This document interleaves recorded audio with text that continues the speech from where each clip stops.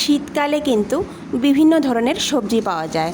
আর এই বিভিন্ন ধরনের সবজি দিয়ে যেভাবেই রান্না করেন না কেন এর স্বাদ কিন্তু অসাধারণ হয়। শীতকালের বিভিন্ন ধরনের সবজির মধ্যে একটি সবজি হলো শিম। আর এই শিম দিয়ে কিন্তু আমরা বিভিন্ন ধরনের রেসিপি তৈরি করে থাকি। আর এই শিম দিয়ে খুব কম সময়ে তৈরি হয়ে যাওয়া একটি রেসিপি আপনাদের কাছে শেয়ার করব। খুব কম মশলা দিয়ে আজকে এই শিমের রেসিপিটা তৈরি করব। আপনারা ভিডিওটা শেষ পর্যন্ত দেখতে থাকুন। রাধে কৃষ্ণ বন্ধুরা, আমি টুলটুল, আর এই টুলটুলের রান্নাঘরে আপনাদের সবাইকে স্বাগত। তাহলে চলুন আমি এই শিমের রেসিপিটা কি করে তৈরি করছি দেখে নেওয়া যাক। সবার প্রথম আমি এখানে 300 গ্রামের মতো শিম নিয়ে নিয়েছি। এবার একটা ছুরির সাহায্যে শিমের 2 মাথা সহ সাইডের যে আঁশগুলি থাকবে সেগুলি এইভাবে ফেলে দেব। আর শিমগুলিকে মাঝারি আকারে টুকরো করে কেটে নেব। এইভাবে প্রত্যেকটি শিমকে আমি কেটে নেব।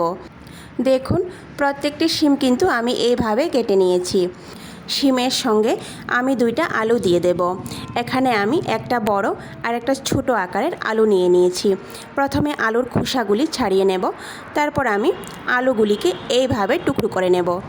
আপনারা দেখে বুঝতে পারছেন যে আমি আলুটাকে কি করে টুকরো করছি। এইভাবে একটু পাতলা করে আলুগুলিকে টুকরো করে নেব। একদমও পাতলা হবে না।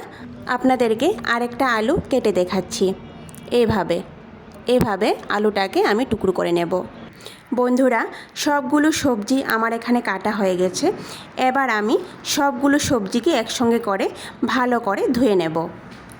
চুলায় একটা প্যান বসিয়ে প্যানটাকে ভালো করে গরম করে নেব।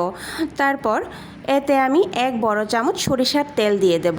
তেলটা ভালো করে গরম হয়ে যাওয়ার পর এতে একটা শুকনো লঙ্কা ফোড়ন দিয়ে দেব। তারপর 1 চামচ পরিমাণ আমি এখানে 5 ফোড়ন দিয়ে দেব। গোটা মশলাটা একটু ভাজা হয়ে যাওয়ার পর যে সবজিগুলি আমি কেটে রেখেছিলাম সে সবজিগুলি প্যানের মধ্যে দিয়ে দেব। মাঝারি আঁচে সবজিগুলিকে 2 মিনিটের মতো ভেজে নেব। বন্ধুরা, আপনারা কিন্তু অনেক ধরনের সিমের রেসিপি তৈরি করে থাকেন। একবার আমি যেইভাবে সিমের রেসিপিটা তৈরি করছি এইভাবে বাড়িতে একবার তৈরি করে দেখুন। 1 থালা ভাত এই সিমের রেসিপি দিয়ে কিন্তু খাওয়া হয়ে যাবে, সঙ্গে আর কোনো কিছুই লাগবে না। সবজিগুলিকে 2 মিনিট ভাজার পর এর মধ্যে আমি পরিমাণ মতো লবণ দিয়ে দেব। খুব সামান্য পরিমাণ হলুদ গুঁড়ো দিয়ে দেব। নুন হলুদ দেওয়ার পর সবজিগুলিকে আবারও ভালো করে নাড়াচাড়া করে আমি 5 মিনিটের মতো ঢেকে রেখে দেব। আর এই অবস্থায় চুলার আঁচ কিন্তু একদম লোতে থাকবে। এই সবজিগুলির মধ্যে কিন্তু আমি কোনো রকম জল ব্যবহার করব না। ফিরে আসলাম 5 মিনিট পর। ঢাকনা উঠিয়ে সবজিগুলিকে ভালো করে নাড়াচাড়া করে নেব। দেখুন, সবজিগুলি কিন্তু এখানে অলমোস্ট সেদ্ধ হয়ে গেছে। এবার আমি এখানে খুব সামান্য পরিমাণ লঙ্কা গুঁড়ো দিয়ে দেব। খুব সামান্য পরিমাণ, 1/2 চামচের থেকেও একটু কম জিরে গুঁড়ো দিয়ে দেব। ঝালের জন্য এখানে আমি 7 থেকে 8টা কাঁচামরিচকে এইভাবে চিড়ে দিয়ে দেব। ঝালটা কিন্তু আপনারা আপনাদের পছন্দ মতো দিতে পারেন। মশলা দিয়ে কোনো রকম নাড়াচাড়া না করে 5 মিনিটের জন্য ঢেকে রেখে দেব। ফিরে আসলাম 5 মিনিট পর। এবার আবারও সবজিটাকে ভালো করে নাড়াচাড়া করে নেব। কোনো রকম জল না দিয়ে সবজিটাকে কিন্তু এইভাবে ঢেকে ঢেকে সেদ্ধ করতে হবে। তারপর আবারও আমি এখানে 5 মিনিটের জন্য সবজিটাকে ঢেকে রাখবো। ফিরে আসলাম আবারও 5 মিনিট পর।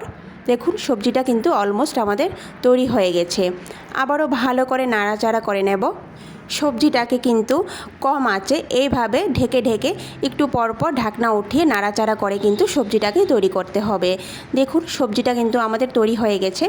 সবজিটা যখন সেদ্ধ হয়ে যাবে তখন আমি মাঝারি আঁচে সবজিটাকে 2 মিনিটের জন্য আবারও নাড়াচাড়া করে ভালো করে ভেজে নেব।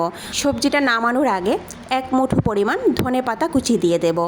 ধনেপাতা কুচি দিয়ে ভালো করে নাড়াচাড়া করে চুলার আঁচ বন্ধ করে দেব। বন্ধ করে 2 মিনিটের জন্য আমি সবজিটাকে ঢেকে রেখে দেব। 2 মিনিট পর সবজিটাকে পরিবেশন করে নেব। তৈরি হয়ে গেল বন্ধুরা আমাদের সিমের অসাধারণ এক রেসিপি। ভিডিওটা সম্পূর্ণ দেখার অনুরোধ রইল। আর ভিডিওটি যদি ভালো লেগে থাকে তাহলে কমেন্ট করে নিশ্চয়ই জানাবেন। সবার শেষে লাইক, শেয়ার আর সাবস্ক্রাইব করে দেবেন। নমস্কার, আজকে এই পর্যন্তই। কথা হবে আবারও পরের ভিডিওতে।